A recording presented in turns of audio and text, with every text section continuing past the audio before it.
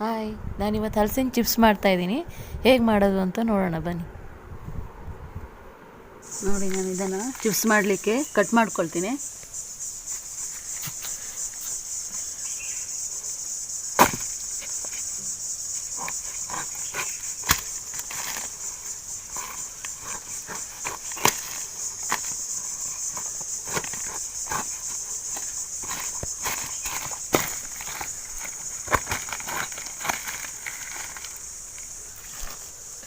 ನೋಡಿ, ಈ ಥರ ಕಟ್ಟಾಗಿದೆ.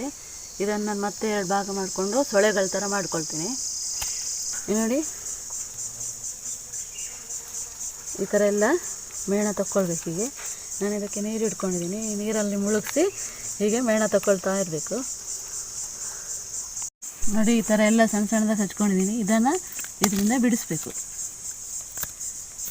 ಬಿಡಿಸ್ಕೊಳ್ಬೇಕು ಚಿಪ್ಸಿಗೆ. ನಾನು ಹಲಸಿನಕಾಯಿ ಹಚ್ಚಿದ್ನಲ್ಲ, ಅದನ್ನೆಲ್ಲ ಈಗ ನಾನು ಈ ಥರ ಬಿಡಿಸಿಟ್ಕೊಂಡಿದ್ದೀನಿ.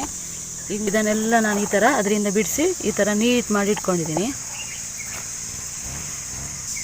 ಇದು ನೋಡಿ, ಹೀಗೆ ಚಿಪ್ಸಿಗೆ ಈ ರೀತಿಯಾಗಿ ತೆಳುವಾಗಿ ಉದ್ದುದ್ದಾಗಿ ಕಟ್ ಮಾಡ್ಕೋಬೇಕು. ಈಗ ನೋಡಿ, ಈ ಥರ ಎಲ್ಲ ಸೋಳೆ ಬಿಡಿಸಿಟ್ಕೊಂಡಿದ್ನಲ್ಲ, ಈ ಥರ ಹೀಗೆ ತೆಳ್ಳಗೆ ಕಡ್ಡಿ ಥರ ಹಚ್ಕೊಳ್ಬೇಕು.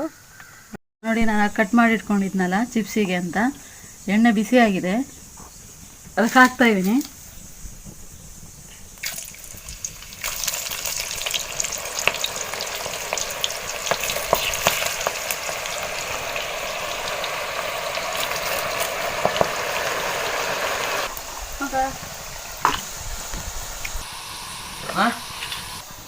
ನೋಡಿ, ನಾನು ಚಿಪ್ಸ್ ಕರ್ದಿದ್ದನ್ನು ಹಾಕ್ಕೊಳ್ಳಿಕ್ಕೆ ಅರಿಶಿನ ಮತ್ತು ಉಪ್ಪು ರೆಡಿ ಮಾಡಿ ಇಟ್ಕೊಂಡಿದ್ದೀನಿ. ನಾನು ಖಾರದ ಪುಡಿ ಹಾಕ್ತೀನಿ, ಬೇಕಿದ್ರೆ ನೀವು ಖಾರದ ಪುಡಿ ಹಾಕ್ಕೊಳ್ಳಿ. 2 ಥರದ್ದು ಮಾಡ್ಬೋದು, ಒಂದು ಅರಿಶಿನ ಮತ್ತು ಉಪ್ಪು, ಇನ್ನೊಂದು ಖಾರದ ಪುಡಿ ಹಾಕಿ. ನೋಡಿ, ಇದಾಗಿದೆ.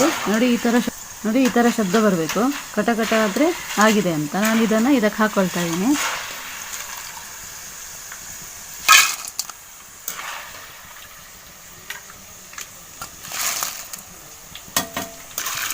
ನೋಡಿ, ಈ ಥರ ಕಲಿಸ್ಕೋಬೇಕು. ನಾನೊಂಚೂರು ಖಾರದ ಪುಡಿ ಹಾಕ್ಕೊಂಡಿದ್ದೀನಿ. ನೋಡಿ, ಎಷ್ಟು ಚೆನ್ನಾಗಿದೆ ಚಿಪ್ಸು, ಗರಿಯಾಗಿ. ಸಂಜೆ ಹೊತ್ತು ಮಳೆ ಬರೋ ಟೈಮಿಗೆ ತಿನ್ನಬೇಕು. ನೋಡಿ, ಚಹಾ ಜೊತೆ ತಿನ್ನಲಿಕ್ಕೆ ಸೂಪರಾಗಿರುತ್ತೆ.